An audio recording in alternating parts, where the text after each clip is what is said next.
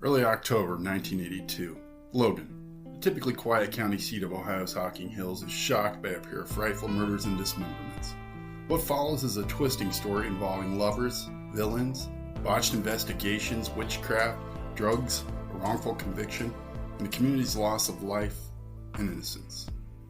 This is Township Falls.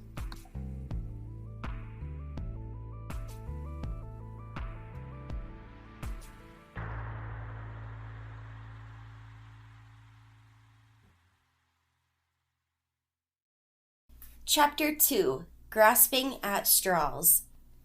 Hi, my name is Sarah, and welcome back to the Township Falls podcast. I'm here with my favorite co-host, my husband Adam. Hello. I wanted to take a minute and thank you for listening to our first podcast. Don't forget to share us with a true crime-loving friend. In the last episode, we started to get into the sore subject of cars with Todd Schultz, Dale Johnston, and their families. And we learned about the odd photos that the Johnstons had taken of Annette some years before. The Hocking Hills is a natural playground. The land is rich, fertile, and as pretty as a picture, with the hills always in the distance. But it is at the foothills of the Appalachian region, and this area may have been rich with resources in the 1980s. Functioning strip mines, ample wildlife, large rolling farms, and trees as far as the eye can see in many areas, but the people absolutely lacked the resource of money. As a child in the 1980s in the Hocking Hills, I saw the faces of absolute poverty, where running water was a luxury in the summer months when the creek had run dry, and plenty of people were grateful for commodities like government-issued cheese that was much like an off-brand of Velveeta. The summers were hot, and air conditioning was rare. Dale Johnson was not a rich man. He mostly worked odd jobs as a handyman after moving his blended family to the Hocking Hills. But he was a human, and he took a liking to Todd early on. He agreed to sell the young man a car for $400. He agreed to accept payments on this car as Todd worked at the local print shop when he was just a kid. Things were going okay, and Todd was making payments until one day he wasn't. Todd had been injured at work and had lost his job. Well, these things happened, as Dale knew, but then again, Todd had money to horse around with Annette, take day trips, work on his Le Mans, and even start planning for an apartment and a wedding. Why wasn't he able to make some sort of payment on this car? So it's reported that sometime between February of 1982 and September of 1982, Dale took Todd to small claims court where Dale won, and Todd was ordered to pay for the car. To further complicate the subject of cars in this case, the Johnstons had promised to give Annette a little orange Buick as a graduation gift. They had been slow to hand over the car, as they didn't have a lot of money and they were awaiting payment on their leased strip mine to fund a car for Sarah Johnston to drive. Annette was okay with this, as she understood her mama needed wheels to get back and forth to work. But, as it is reported in the Osinski book, Todd had other plans for this car. He was hoping to sell it to get the cash needed to move into their own apartment. It is also reported that Annette really did need this car to get to and from school when she made her move to Ohio University's Lancaster branch. The Johnstons reported that Annette wasn't hurting for money. She had over $2,000 in a savings account, and she worked part-time. She apparently never shared this info with Todd, as he was seeking loans from family and had even talked to his neighbor, local attorney Will Kernan, about how to get possession of the car. Kernan advised Todd that a verbal agreement between parent and child was not enforceable in court. It has been reported that Todd spoke to his neighbor, the lawyer, the very day he died. The subject of cars in this story gets confusing, to say the least. Todd had his car he was restoring. He had been sued in small claims court by Dale over a car he had not paid off, and he wanted to take Dale to court over yet another car. Interesting. The subject of cars proved to be contentious. Maybe had Todd kept his job and been able to continue making payments on this car, or maybe if Dale had chalked it up as a loss, many parts of the story would not have happened. But obviously the car played a factor in the way the Schultz felt about Dale. Todd was not the first boy Annette had dated. In fact, Annette had quite a sex life. When we look back at her life, it feels like victim shaming or maybe a good old slut shaming. but in reality, this info just lays some backstory. In the early 1980s, Annette was a pretty blonde teenager. She had competed in pageants as a beauty queen and had no shortage of suitors to entertain her. In fact, Annette was so popular with the boys and grown-ass men in Hocking County that her mother had to make a list of boys she could date. This is how the relationship with Todd came to be. He was on the list of suitable boys. Much as there were rumors about Dale, there were rumors about Annette. We could go into detail about all of the things that were reported about her sex life, but I'm only going to sum up a few points. I'm unsure of how experienced Todd was with the ladies, but it is safe to say that Annette was quite experienced. While she was alive, she told a friend that she thought she was pregnant by a relative. She told her family she thought she had contracted an STD. She told her family that she thought she was pregnant by her stepbrother. So in August of 1982, when Todd came to his father about Annette's living situation, he made sure that Don knew Annette was having relations with her stepfather. In fact, the Schultz family believed Dale was molesting Annette regularly. What could they do but open their doors to this girl that their son loved so deeply? Don Schultz gave Todd information for a rape crisis organization, which had been claimed the couple contacted. It was said by the Schultz family that there were plans to go to law enforcement about the situation. There is no way of knowing if these rumors of inappropriate behavior were true, but they certainly had tongues wagging in the city of Logan, especially as they swirled about, spreading throughout the county like wildfire. But let's get back to the discovery of the bodies. The search had not been underway long, as the teens were last seen walking into West Logan via the tracks in a driveway. The search started in that area. No one was sure why they had walked into West Logan neighborhood, especially with so many things going on for Todd that evening, but everyone could agree that was a good place to start. As the search gets underway, Sheriff Jim Jones is in a boat with Deputy Bill Groves when they come across the same drowned pig in the river, caught up near the trestle. At first, they chalk it up as just that. A pig had fallen into the river and drowned, but then someone starts poking at it with a paddle. It flips over, and holy shit, lo and behold, it is a torso. They can't tell if it's male or female as it was in the river and decaying, but this doesn't look so good for anyone. A short distance away in the Hocking River, a second smaller torso is discovered hung up on some branches near the riverbank. Jones can't get to this one with the paddle, so he calls for some officers to come down. They get it dislodged and it's finally stopped on a sandbar. This one is obviously female. According to the book Guilty by Popular Demand, and the Buried in the Backyard episode that covers the case, they both try to paint the picture that this part of the river was known as a hotbed of activity. To hear these accounts, this was the place to party, have sex, get freaky with the cult members, or maybe even run into some homeless encampments. But that really wasn't the case. Sure, people used the tracks in those days to get to and from West Logan without walking through the entire city, or without using the highway, Route 33.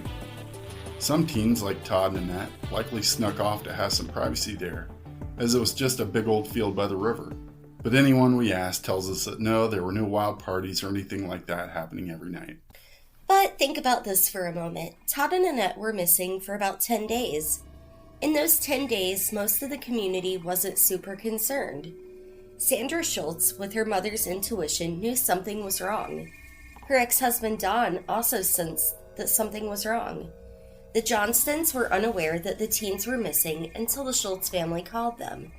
Todd's older brother told me that he thought it was unlike the pair to not come home, but he said he wasn't overly concerned for the first few days.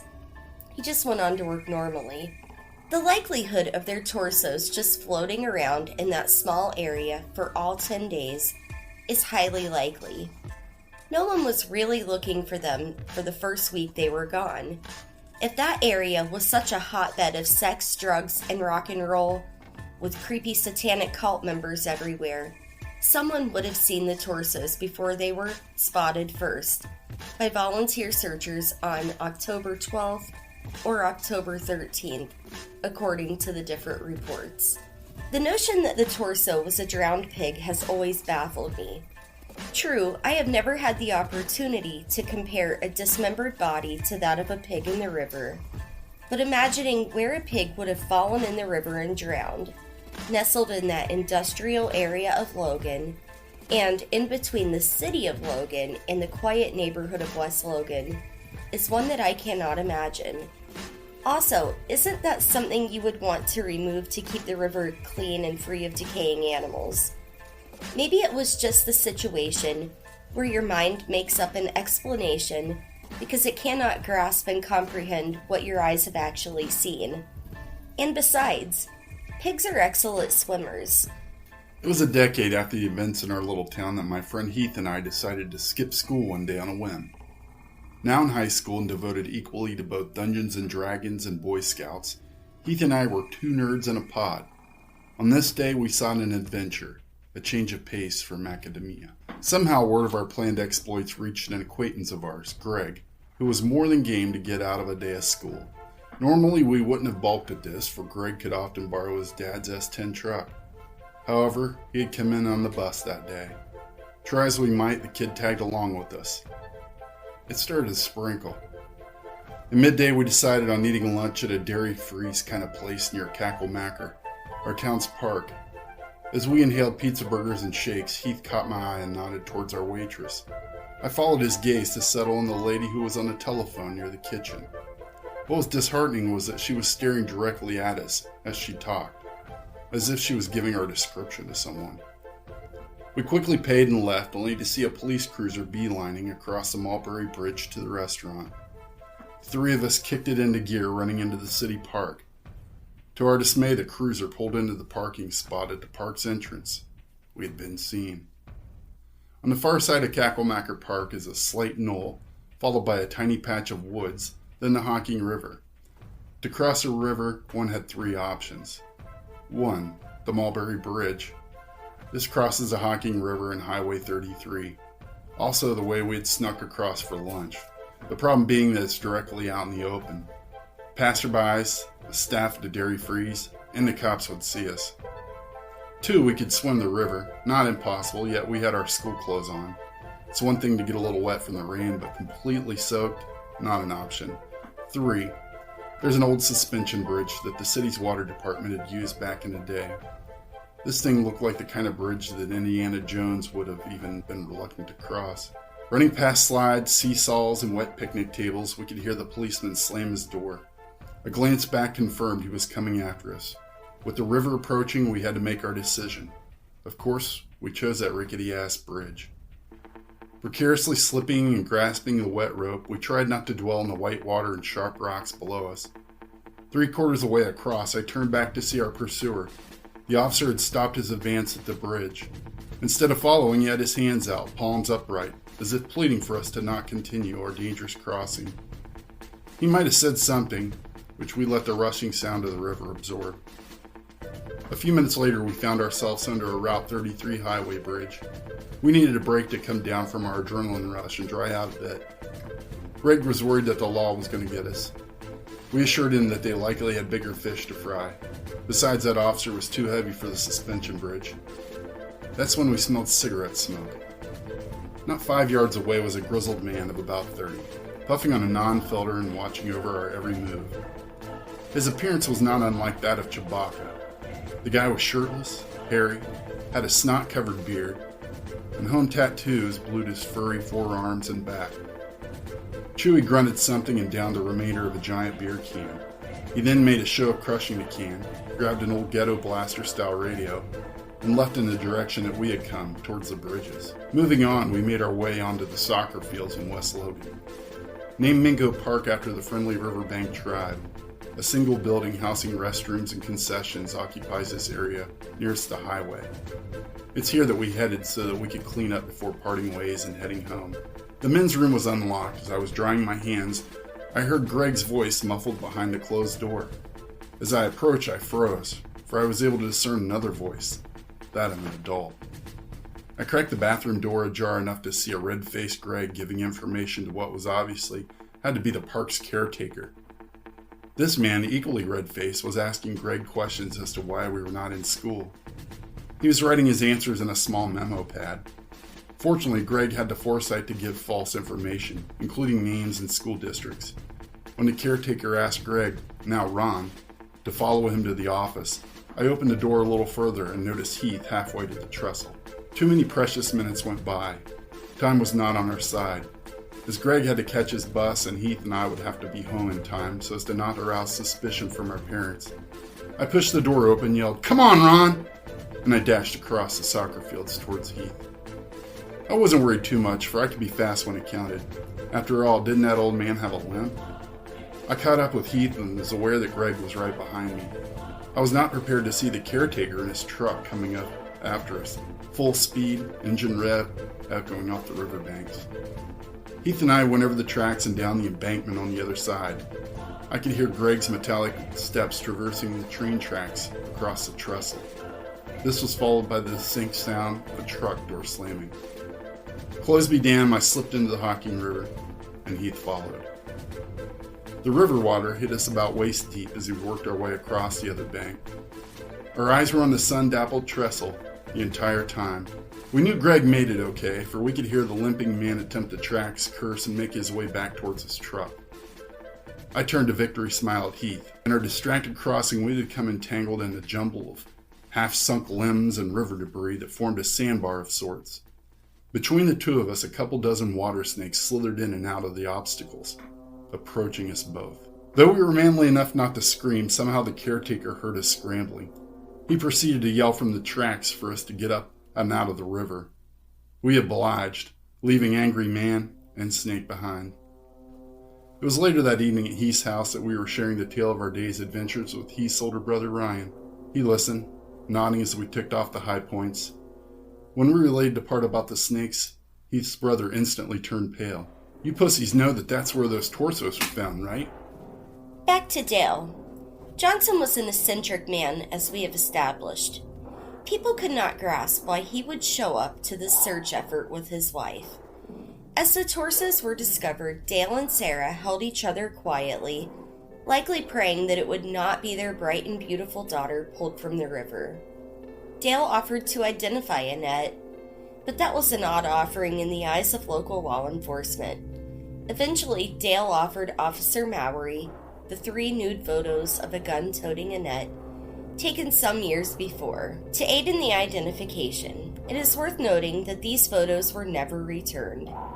The photos sure are an odd detail, but then again, I think for some people born in the early 80s, or maybe even the 70s, being captured as a child, naked and usually in the bathtub, was a thing. Allow me to thank my own mother for never doing that to me.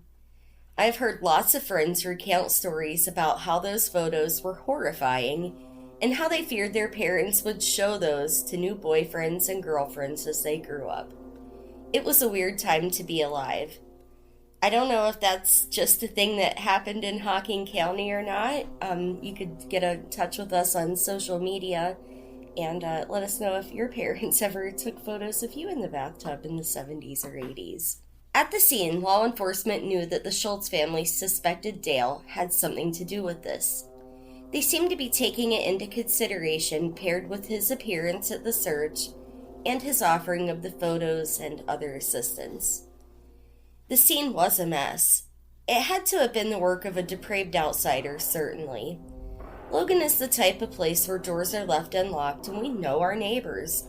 All the crazy stuff happens out in the country where darkness, hills, and caves can hide the secrets. I don't know if the Schultz family participated in the search on either of the days when the community or the law enforcement officers conducted their searches, or if they were at the river on the day of the discovery. We do know that they searched on their own a few days before. On October 9th, the Schultz family and the Johnsons had come together for one final time. Sandra was certain that they were shot dead in that cornfield by the tracks.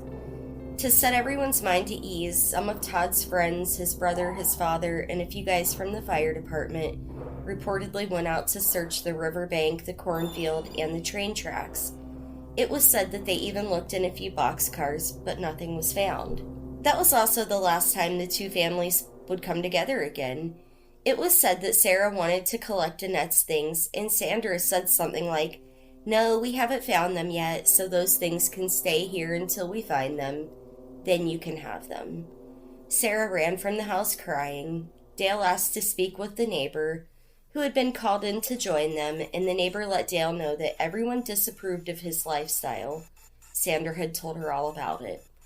At this point in the story, things get a little confusing. The source material for this podcast is old. There's a lot to sort through, and not all of it was very well reported. The themes that emerge are usually pretty self-serving. Sorting through it can be confusing, and there is a matter of several days' discrepancy. It is reported the torsos were found on October 14th, floating in the Hocking River. But we know that one of the torsos was actually discovered and discarded a day or two before.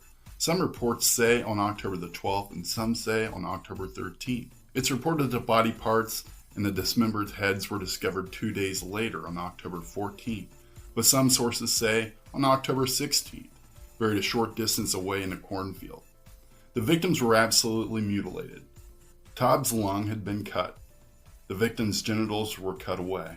It was reported that a passerby found a sock on the railroad tracks containing a part of Todd's genitals and human hair. The other part of his genitals had been shoved into his mouth. Both teens had been shot numerous times. It was absolutely a nightmare. Their limbs and head had been cut away and buried. The torsos were tossed into the river. The scene was an absolute wreck. Law enforcement and volunteers had been all over the area, and sadly, nothing was really done to preserve the scene. Evidence was found and discarded. BCI sent an agent to town, and he found such disarray at his arrival, he quietly left, called his superiors, and stated that there wasn't much he could do. Plus, the local law enforcement didn't really seem to want his involvement. There was a boot print found after 10 days and some hard rain. It was just about all they had to collect. They cast an impression of it after a few days' time. To be fair, in 1982, nothing quite like this had ever happened in Logan. The local police were not equipped to investigate such a horrific crime. The sheriff wasn't either. The sheriff is an elected official, not hired on experience nor merit. My grandpa was a friend of Jim Jones. He's a pretty nice guy, although he does have a reputation in Hocking County. I suppose that they did what they could with what info they had coming into them. What is known is that Dale Johnson was taken into questioning by police, while Sarah was taken to the sheriff's department. Dale was stripped down to his undergarments and questioned by Jim Thompson, who is a character in this story it wouldn't be fair to gloss over, so let's talk about him. Jim Thompson served in the Army during the time of the Vietnam War. When he came home, he started a career in law enforcement. He began his career in Logan, and he worked his way up to the chief of police for a very brief time.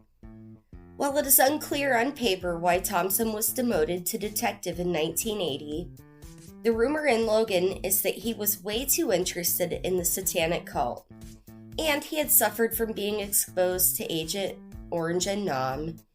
Even when faced with the Freedom of Information Act from the Columbus Dispatch, the city produced next to nothing to explain why Thompson was demoted.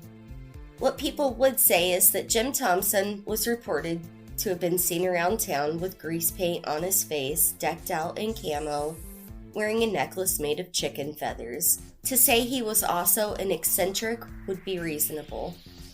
Jim Thompson was on the scene when the bodies were discovered, and despite the bodies being found within the sheriff's jurisdiction, the police detective Jim Thompson asserts himself as the man in charge. This is his first murder case. Another baffling part of this case is that instead of the sheriff's department handling things, the city police are given the reins, and the two departments collaborate a little. During the interrogation, Thompson acted so erratically that the agent sent from BCI, a Mr. Herman Henry, left as the method of interrogation was something he was not comfortable with. Dale reports that anything he said was turned around into some kind of crazy talk from Thompson, who declared he knew Dale was guilty, and Dale should confess and let the good people of Logan rest easy again. It's worth mentioning that while the police department had the equipment to record the interrogation, they opted not to. The reports on Dale's interrogation will be handwritten from memory nearly a year later. Thompson claims to have been able to gather a lot of information on Dale during this interrogation. He says Dale admitted to having paraded around naked, relieved his erections immediately due to his prostate issues, even in the presence of his stepdaughters. He told Dale the blood on his boots was visible and confiscated them. He claimed he could see cuts on Dale's hands. Much of this interrogation happened in the presence of Steve Mowry, who was also briefly on this case, but proved to be a major player in court, as well as in the media interviews and coverage in the years since. Dale reportedly thought he was under arrest at this time. Sarah returned to the police station and found Dale was still being questioned, so she tried to reach a lawyer, Chuck Lance. The attorney tried to call Dale, and Thompson refused to put the call through, so Dale had been denied legal counsel. After nearly 9 hours of intense interrogation, Dale was sent home, but little did he know his trouble was only just beginning. He was grateful to be going home to his trailer, even if he didn't get to bring his boots back with him. News of the discovery of the body shook Logan to the core. Former resident Bev Chute lived on Freezer Avenue. She said people were afraid. It was a scary time for everyone. People were worried about their children. The teens had been well liked. No one could imagine this sort of thing happening to them, or at all. Logan's a nice place. No matter how hard they tried to make sense of it, the town couldn't. This had to have been the work of some sadistic killer or a satanic cult, or at the very least, this was the work of an outsider. There's just no other explanation. The people wanted justice, and they needed it fast. An air of suspicion and fear settled over the small town. Gun sales increased. People locked their doors tight. Children were afraid to sleep in their own beds. Trick or Treat was always quite an event in Logan, with a parade, costume contest, and a night of good old-fashioned begging for treats. But this year, as my husband mentioned in the last episode, things will be different. Children would not be sent out to have a night of it, and the festivities would be moved to the daylight hours. Throughout my childhood, and for all the years that have followed, it would be this way. The night had too many real terrors that were ready to gobble up our kids. And terror is the only way to describe it.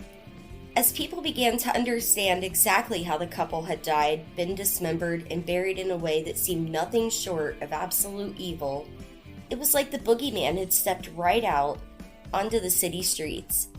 There were some suspects, like a man named Kevin Tex Meyer, who had a reputation for being odd and scary. He was also sweet on Annette after meeting her at the Parade of the Hills, where Annette had competed for the title of queen just weeks before her death. It is interesting to note that Tex had a reputation for partying, and at the very time he met Annette at the Parade of the Hills, she was to ride her prized horse in the parade. Annette had worked hard to buy her own horse. It cost her over $2,000, and she was so proud of it. While at the Parade of the Hills, Annette struggled to control her horse and barely made it through the parade. When her horse was loaded up and taken home to the farm, her mother, Sarah, reported that the horse ran and ran until it just died. Injection marks were found on the horse, and it was speculated that maybe a jealous competitor had set out to sabotage Annette. But the more I think about it, I wonder if Tex maybe drugged her horse out of jealousy. Maybe she was giving the horse more attention than Tex. Now, before you scoff at that idea, and there's technically no way to prove or disprove this, it is worth noting that Tex Meyer did work at Animal Cracker's petting farm on 664 with large animals, and he would have likely had access to any kind of drugs he desired in that place and era. Don't forget about old Tex just yet, because he does pop up in the story later, but for the most part, Tex was discarded as a suspect.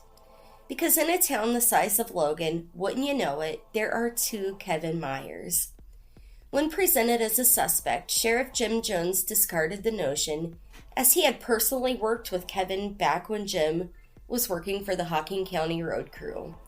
As a side note, my Grandma Mary might have been Tex Meyer's stepmother, but again, no one I have asked knows which Kevin Meyer was her stepson. And my Grandma Mary, who lived just a few doors down from the Schultz family, wasn't one to give out any info she didn't want anyone to have. My uncle claims to have never really met his stepfather's kids. People suspected a man in West Logan who was somewhat of a friend of Todd's named Kenny, and they talked to law enforcement about this, but nothing came of it. The police had a suspect in mind, and they were really working to find everything they could for their case. We also can't fail to mention the Moonies and the mysterious suspected cult members who roamed around in black robes. The Moonies are members of the Unification Church. This movement was founded in the 1950s and was best known for its mass weddings and unique Christian theology. Really, there was nothing evil or satanic about the Moonies. They sold the paper poppy flowers to fund their church expenses and as a way to recruit new members. They weren't cursing anyone with the paper flowers. This is a great illustration of how people in small towns might villainize what they don't understand. If there was a satanic cult operating in the hills, it likely wasn't the Moonies. Years ago, a buddy of mine told me a chilling story involving a possible cult-like ceremony that he, his girlfriend, and acquaintance had stumbled upon. This happened in the early 90s. According to my friend, they had been out partying, and they were looking for a place to stop and burn a joint. They settled on an old Shawnee lookout tower in neighboring Green Township. These towers, though disappearing, are not uncommon to see rusting in forests in Hocking Hills. Built by the Civilian Conservation Corps, the Ohio Department of Natural Resources used to place fire wardens in these towers. They would equip them with maps, binoculars, and either a phone or a radio. Marshals would scan for and report any fires in their sector. The heydays for these structures was the 1930s through the 1950s. So the three quietly drive up the gravel-strewn drive with their headlights off. They confirm that there's no other cars. They smoke a joint with the windows rolled up and converse quietly. Afterwards, they decide to climb the tower, where the top provides a wonderful view of the skyline. They head down the path to the base. From here, they proceed to ascend the rickety steps into the moonlit canopy above. As I mentioned before, I'm not a fan of heights, and I can attest that negotiating old wood and iron rungs on these fire towers takes a bit of dexterity and bravado. Personally, I've never attempted at night. Halfway up, my friend leading the way notices the silhouette of several people above him. This wasn't concerning, but what was disheartening was that these folks were wearing some kind of dark-colored robes. Moreover, they were evenly spaced on the individual landings above with arms outstretched, as if trying to grasp and claw at the moon.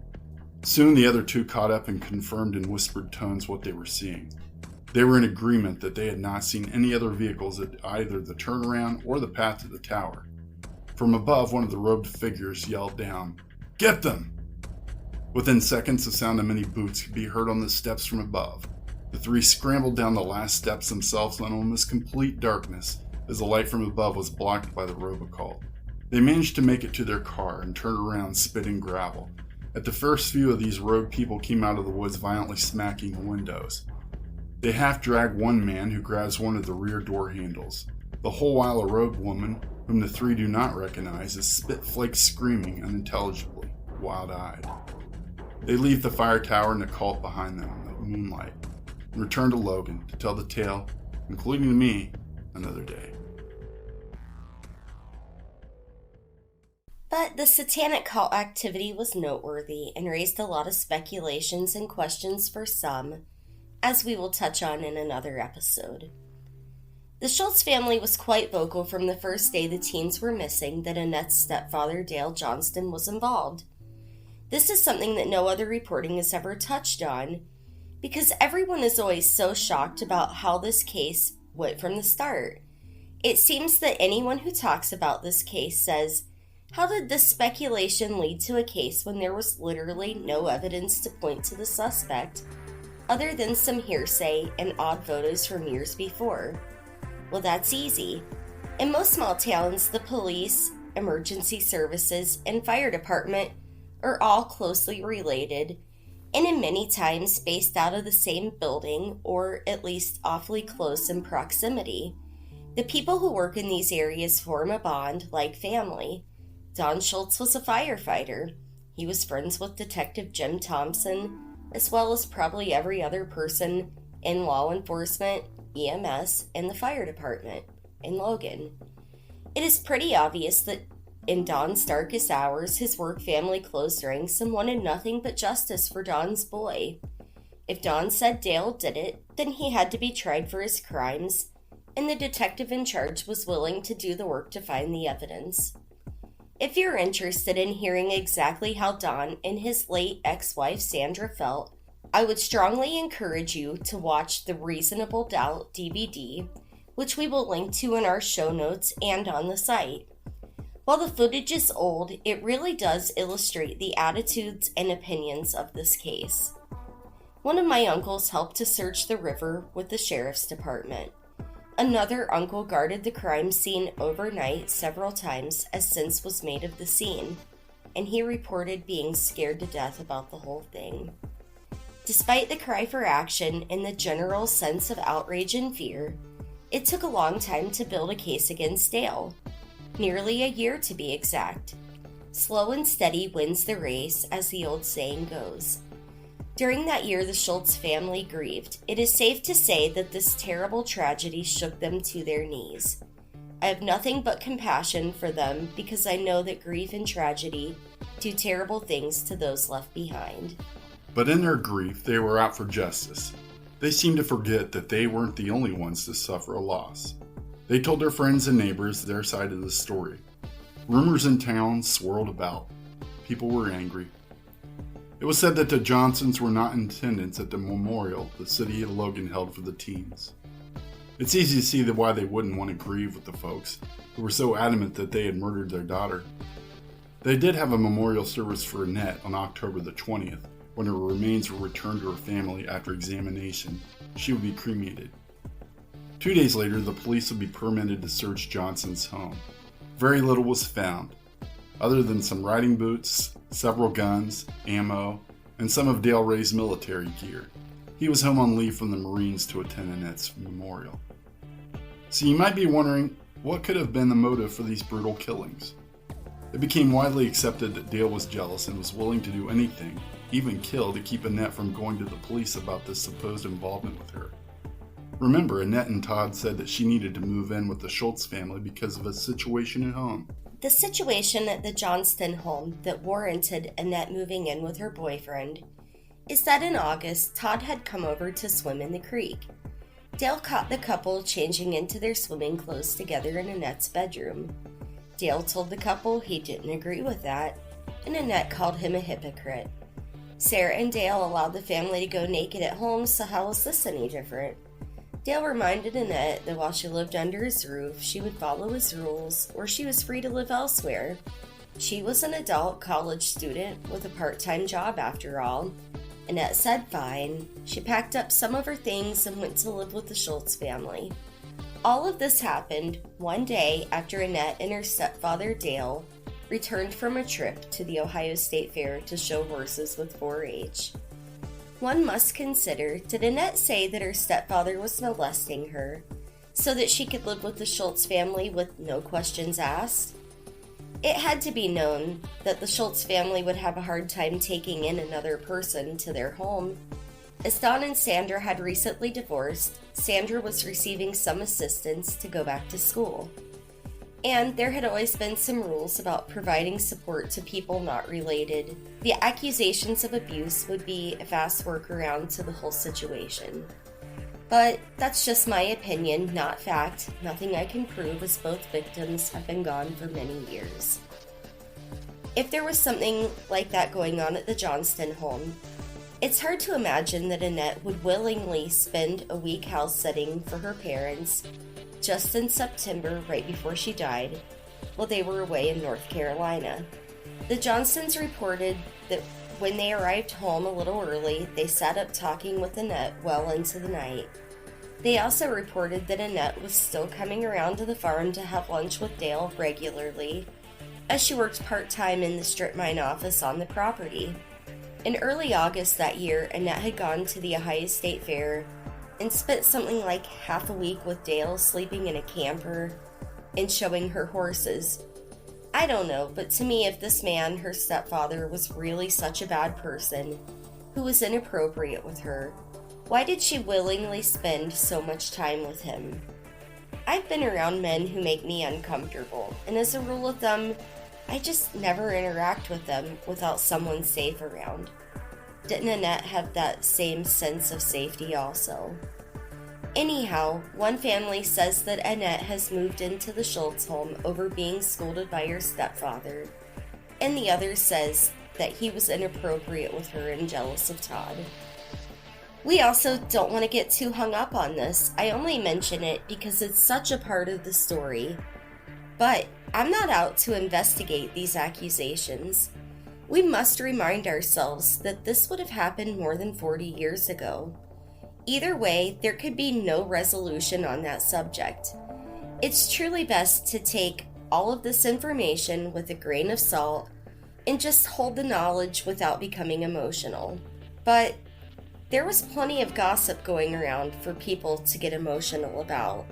As time slowly passed and there was no arrest made in the case of Todd and Annette, the detectives in charge worked the case.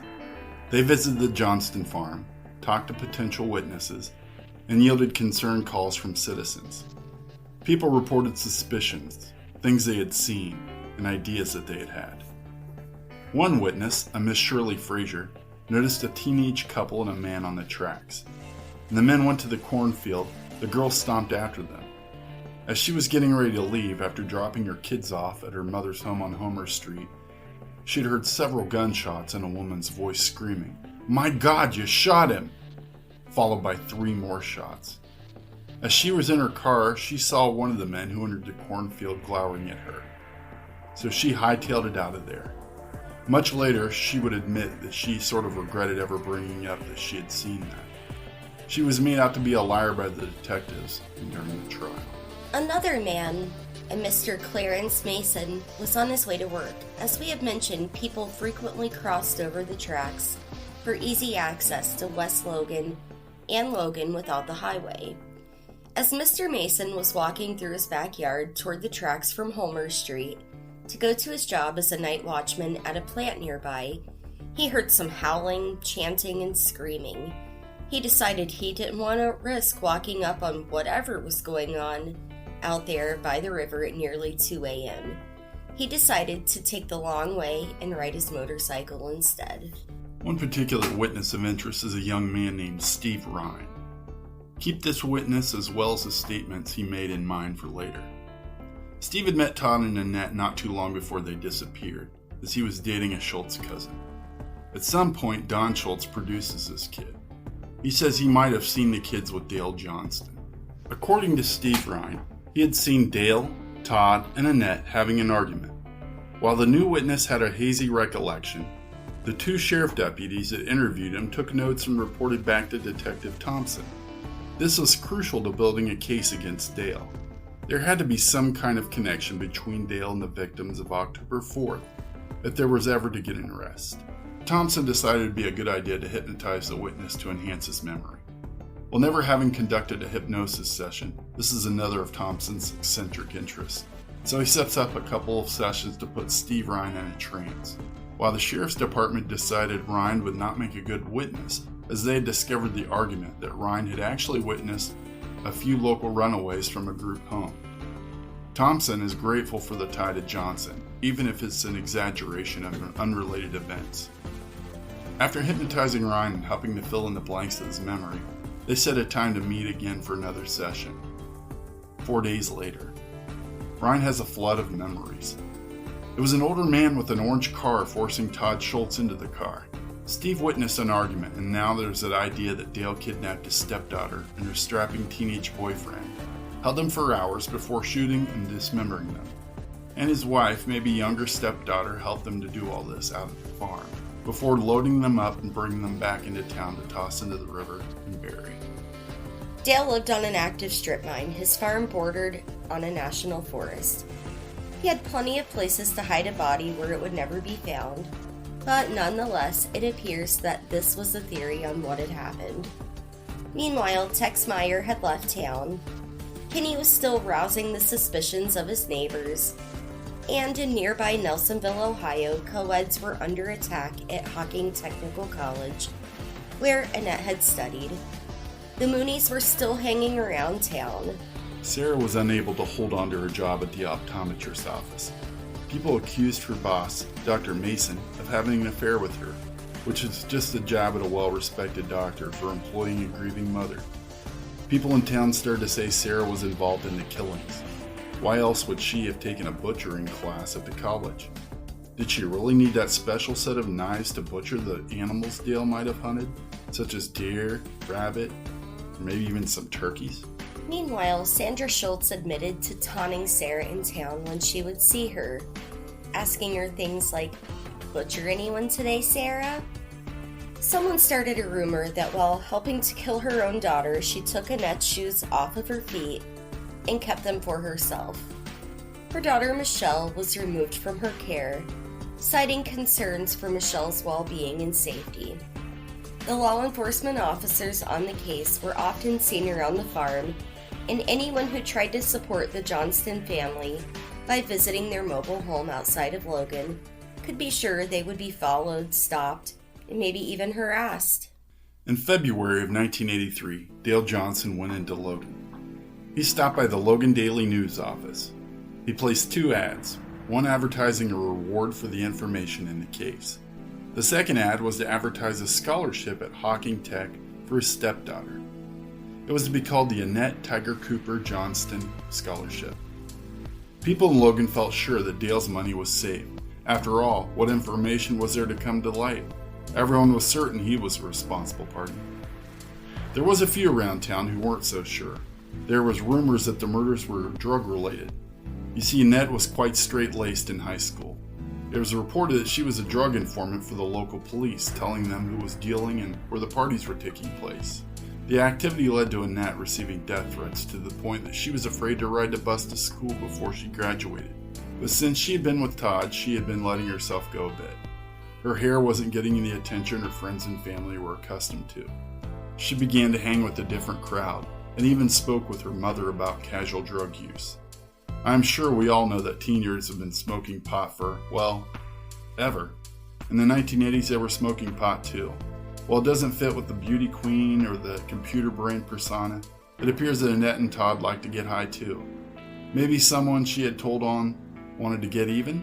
Or what if they had got caught up with the wrong kind of crowd and owed a bad guy some money? Could that have been why Todd was so desperate to get a hold of some money? Or the Buick Annette had been promised to sell for cash? In the book Horror in Hocking County by Don Cannon, at the end of the book, my former elementary school teacher, Mrs. Sandra Starner, expressed her doubts as she had been acquainted with Dale through 4-H. Kenny, the suspect mentioned a few times, also didn't believe Dale had done it. He would exclaim bullshit and walk away anytime he heard the theories on Dale. Called experts also expressed their doubts, as there were so many relevant signs that something more sinister than just murder was brewing. Jim Thompson continued to investigate and poke around at the farm long after the search was conducted. After badgering a young Michelle Cooper, Thompson developed some ideas that he would pursue. In June of 1983, no arrests had been made, but the Johnston family noticed Thompson poking around their property, headed toward the direction of the strip mine. The next day, the police arrived with a front loader and they searched the strip mine. While the EPA might not appreciate knowing this, in the Hocking Hills in the 1980s, trash pickup service was for fancy city slickers. Most families in the country burned trash or maybe dumped it in a section of their land. Or if you had strip mines on your property, you might have tossed it in a hole and said goodbye. Within a hole on the mine, they found some paneling, a blanket with spots of what appeared to be blood. Well, it might not sound like a whole lot, but now there is a new theory, a witness, and a case against Dale Johnson. By the time September 1983 rolled around, more than 50 witnesses had been called to testify before a grand jury. It would take 3 days to get through it all, and it is worth mentioning no witnesses were called to speak that contradicted the state's case. As the sealed documents were handed over, 2 carloads of law enforcement officers descended upon the Johnston farm. Jimmy Jones said after a year he wanted in on the action one way or another. Naturally, they pulled up with guns drawn and ready to take this man, or is he a monster, down. Dale quietly surrendered. The Daily News printed its first special edition since D-Day. The headline read, "Dale Johnson Indicted." A large crowd of just under 100 people gathered to await a handcuffed Johnston's arrival in town. This is Township Falls. On the next episode, find out what was really going on in the Hocking Hills with all of the cult activity that people had been reporting. Plus, we will get a taste of how the community felt about all of this with the Johnston family. Thank you to everyone who has tuned in and shared the podcast. Please don't forget to follow us on social media to get some fun bonus content like coloring pages themed to the story. Did you know Todd or Annette, maybe Dale, or anyone involved with this story? Do you have any questions? Maybe you have some photos of the victims or the community circa 1982 that you would like to share. You can call our recorded line at 419-777-1147, or you can connect with us on social or drop us an email at townshipfallspodcast@gmail.com.